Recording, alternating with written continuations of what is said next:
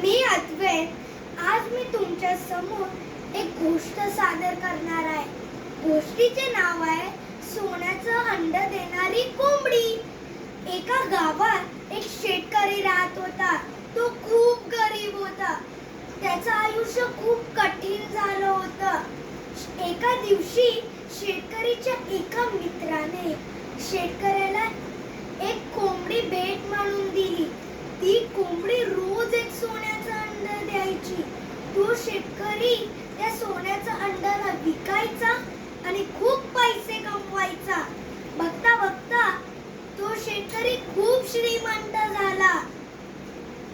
गावातील सर्व लोक त्याला आदर देऊ लागले. पण शेतकरी लोभी होत चालला होता. त्याने विचार केले, जर ही कोंबडी रोज सोन्याचं अंड देते तर तिच्या पोटात किती अंडे असतील. जर ही सर्व अंडी मला एकत्र मिळाली तर. त्याने सुरी घेतली आणि पटकन कोंबडीचे पोट कापले. बघतो तर काय, तर कोंबडीच्या पोटात एकही अंडा नव्हती आणि आता कोंबडी पण मेली. शेतकरी दुःखाने रडू लागला. तर मित्रांनो, आपण या गोष्टीवरून असे शिकलो की लोभीपणा वाईट गोष्ट आहे. धन्यवाद.